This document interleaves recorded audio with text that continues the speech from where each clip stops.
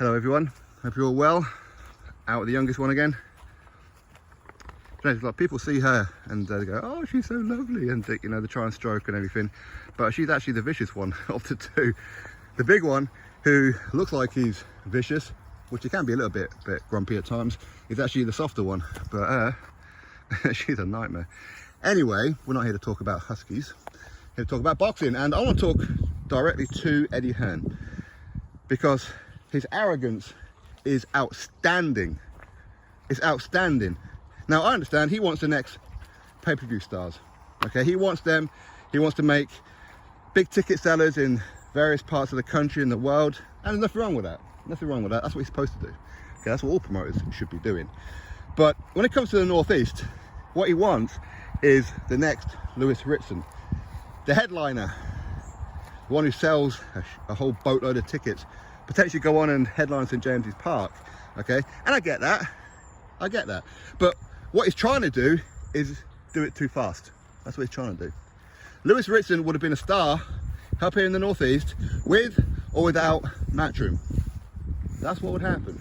Okay, people up here support their own, they do. Now granted, it did help that you know, he was on Sky Sports now at the time. Of course it helped, but when I'm hearing things up here in the Northeast, and listen, I hear pretty much everything up here, everything.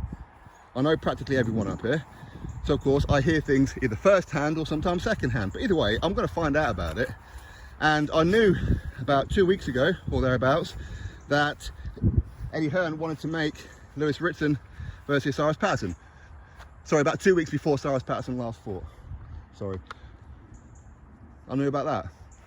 And while I understand what Eddie Hearn wants to do is Northeast fighter versus Northeast fighter, they sell. And that's what the Northeast needs. We need that up here. For those of you who have no idea what I'm talking about in Northeast, Newcastle, this is Newcastle. Hello Newcastle.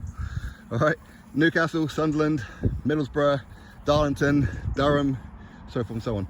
Okay, so Northeast fighter versus Northeast fighter. Yes, yes. And I say that to all the promoters up here as well.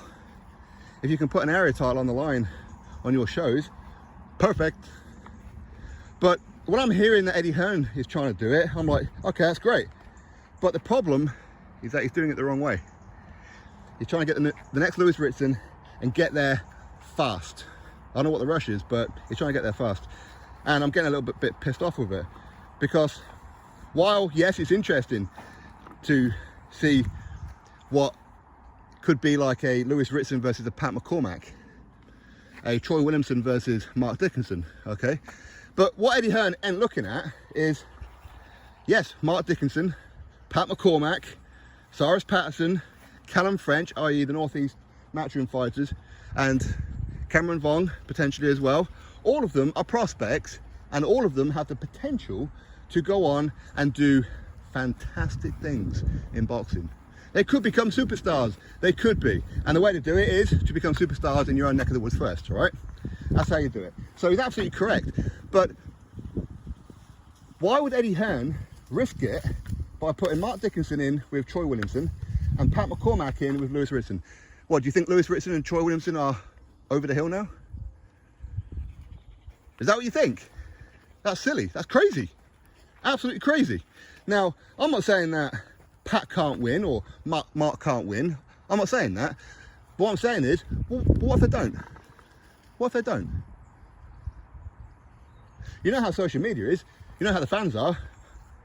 Oh, what, Pat McCormack, the Olympian, lost to a over-the-hill Lewis Ritson, who lost to O'Hara Davis and Ponce.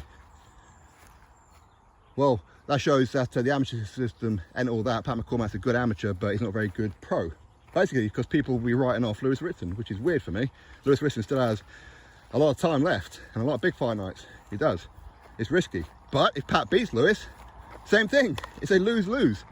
Because if he beats Lewis, oh, well, Lewis ain't no good. Lewis is finished. Lewis is only ever been British level and whatever else. Again, I totally disagree with all that sentiment, but that's what people will say. Same with Mark Dickinson, who fights Troy Williamson. Why? Because Troy Williamson lost to Josh Kelly. That makes him no good. And if he beats Troy, then what? I mean, Eddie Hearn has absolutely no clue. He has no clue about the Northeast, and I'm sick to fucking death of it. I'm sick of it. I mean, I understand what he's trying to do, and I support what he's trying to do. Northeast versus Northeast. But you make those kind of fights in 12 months' time, 18 months' time. That's what you do. That's when you make those fights. You don't make them right now. If you want Northeast rivalries for your Matchroom Northeast fighters, there's a few up here that will sell the hell out of it, those fights, and give a good account of themselves. They will. And in the meantime, you build Callum French, Cyrus Patterson, Mark Dickinson, Pat McCormack, Luke McCormack. I'm going to presume that he's going to sign with Matchroom. You build their profiles up here in the Northeast. That's what you do. And more importantly, you build their experience. You can't buy experience, you can't. Like what you've done with Cyrus Patterson. That annoyed me, that did. When I heard that he was fighting Jenkins, I thought, oh, okay, that's a bit soon. And as much as I believed that Cyrus would win, much like I believed that he would win against Conor Walker as well, there's always that chance. Why is he being pushed too early? Cyrus and Mark and Callum and Pat and all these, you offer them fights, they're going to say, yeah, all right, no worries, yeah, I'll fight them. The teams, yeah, of course, because they see them in sparring. They can see that they are potentially fantastic. They're always going to believe in them. So this ain't on the fighters, this ain't on the training teams and all that. It's not even on the managers. This is on the promoter, because the promoter is the one who's presenting these opportunities. Callum is a phenomenal talent. Callum French. Mark Dickinson, phenomenal talent. Pat McCormack, Cyrus Patterson, and so forth and so on. They are phenomenal talents, but they're prospects. They're prospects. You give them time to grow, give them time to build. You don't throw them in there with Lewis Ritson and Troy Williamson just yet. You don't do it. You just don't do it. And they're not going to turn down the fights. Of course they're not going to turn down the fights. Why would they? They believe in themselves. But at the same time, they are realistic. Of course they're realistic.